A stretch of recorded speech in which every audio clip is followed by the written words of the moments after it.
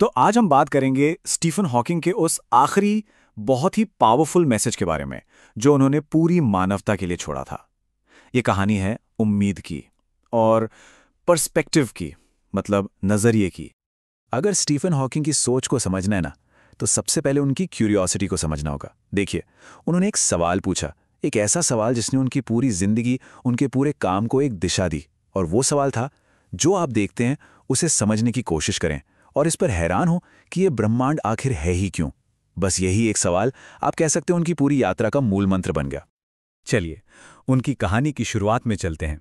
एक ऐसा पल जब उनकी दुनिया असल में सिमट कर रह गई थी, जब उन्हें पहली बार लगा कि कुछ बहुत ज्यादा गड़बड़ है। पता है, उनकी पूरी दुनिया बदलने की शुरुआत एक बहुत ही मामूली सी घटना से हुई। वो बस गिर गए, लेकिन उठ नहीं पाए। और बस उसी एक पल ने ना जैसे खतरे की घंटी बजा दी। उनकी माँ उन्हें डॉक्टर के पास ले गईं और फिर शुरू हुआ हफ्तों तक चलने वाले टेस्ट का एक ना खत्म होने वाला सिलसिला। और फिर वो एक शब्द सामने आया, एक डायग्नोसिस जिसने उनकी जिंदगी की कहानी को हमेशा हमेशा के लिए बदल दिया। और उस डायग्नोसिस के साथ आई एक गहरी, बहुत गहरी निराशा।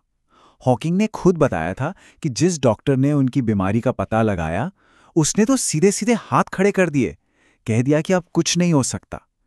जरा सोचिए, उस सबसे मुश्किल घड़ी में उन्हें बिल्कुल अकेला छोड़ दिया गया था। जाहिर है, इसके बाद वो गहरे डिप्रेशन में चले गए। उन्हें लगने लगा था कि उनका शरीर बहुत तेजी से उनका साथ छोड़ रहा है। अब ऐसे में अपनी पीएचडी पर काम करने का क्या फायदा? कोई मतलब ही नहीं था, जब ये तक नहीं पता था कि वो उसे पूरा करने के लिए जिंदा भी रहेंगे या नहीं। लेकिन कहानी यहां खत्म नहीं होती, बल्कि यहां से एक बहुत बड़ा मोड़ आता है। यहीं से उनके नजरिए में एक ऐसा बदलाव आना शुरू हुआ जिसने सच में सब कुछ बदल कर रख दिया। और ये बदलाव पता है कब आया? जब उन्होंने सब कुछ छोड़ दिया।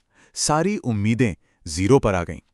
कल तक जो भविष्य पीएचडी और बड़े बड़े प्लान से भरा था, वो अब बिल्कुल खाली था। उनकी नई सच्चाई ये थी कि उनसे जैसे सब कुछ छीन लिया गया था।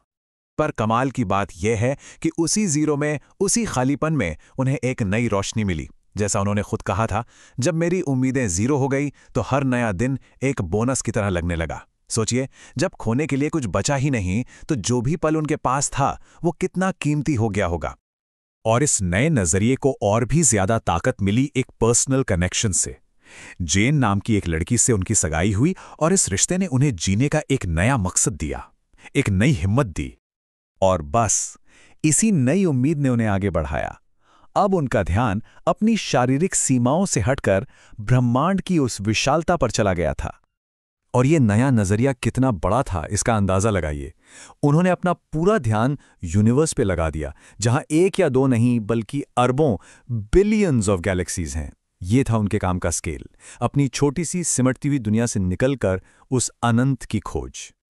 और अपने काम के जरिए उन्हें इस बात पर बहुत गर्व महसूस हुआ कि इंसान आखिर क्या कुछ कर सकता है।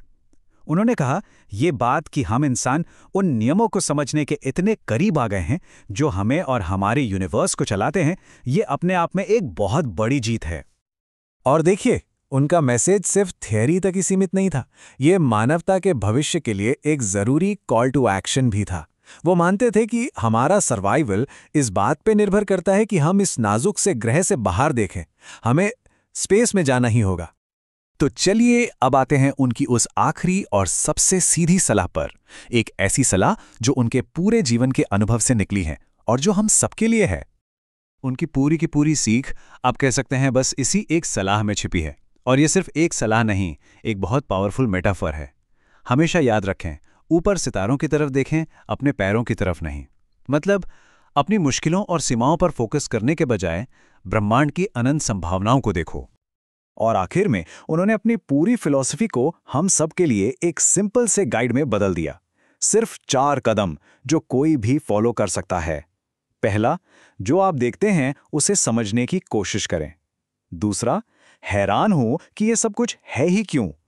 तीसरा, हमेशा क्यूरियस बने रहें। और चौथा, सबसे जरूरी, चाहे जो हो जाए, हार मत मानो। और उनकी पूरी यात्रा का जो निचोड़ है ना, वो इस एक आखिरी पावरफुल मैसेज में है।